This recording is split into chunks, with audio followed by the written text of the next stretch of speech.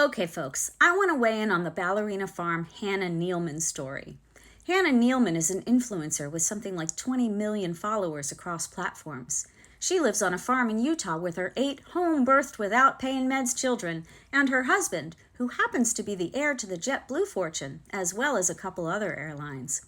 Hannah is portrayed as the ultimate trad wife. The Times recently published an article on Hannah that revealed, shocker, that Hannah's hubby, Daniel, is kind of a controlling dinkus who met, married, and impregnated Hannah on a schedule that didn't seem to match up to her aspirations to be a ballerina, which would have come true had she continued her studies at Juilliard in New York City.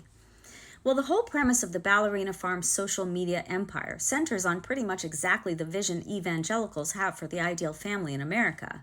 In other words, the man is on top, and the woman is there to become whatever he wants her to be.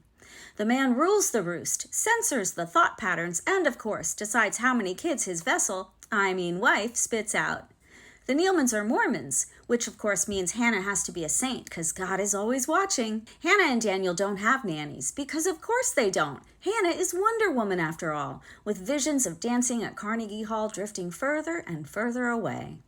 Hannah's got kids to nurse, and cows to milk, and sourdough loaves to score, and mozzarella to make, and flowers to arrange, and floors to sweep, and holly hobby dresses to mend, and boys to whip into men who want wives just like their mom. Hannah is rough and tumble, with the grace of a swan. She's beautiful, but excruciatingly low maintenance. Hannah knows her place. She comes last. And all the while, she keeps up appearances, except for those pesky cold sores she has all the time because her body is screaming for a rest. Oh, and the regular intervals when good old Danny says Hannah can't get out of bed for a week because she's exhausted. You know, in a way that looks eerily like depression. The reason Ballerina Farm is so telling of trad world absurdity is because the Neelemans don't have to live the way they do. That is to say, Hannah doesn't have to work herself to death to put food on the table. It's one thing for a mother to make every meal from scratch, clean her own house, and never hire a nanny because that's all she can afford. And it's another thing to do those things because the righteous religious model requires it. Hannah could hire a slew of people to take the load off her back, but then she wouldn't be Wonder Woman, and the Virgin Mary, and Mary Poppins all rolled into one. Hannah represents the impossible archetype that men who can't live in the real world have dreamt up. Men who need their women to prove over and over and over again that they're sturdy but soft, steadfast but obsequious, remarkable but never quite enough to deserve a break. It's misogyny on the prairie. It's a ma who never stops and a pa who erases her. It's children who are taught self-care is sinful and ease is lazy.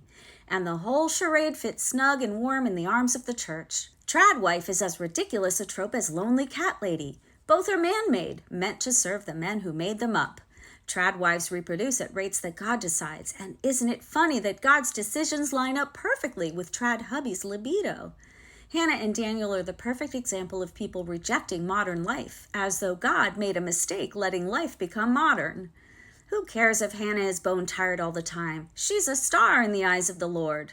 If only the Lord had made Hannah even more perfect, she might be able to handle it all. Oh well, Daniel will make sure she keeps trying. Yeah. Well, trad world, have a day. Have a day.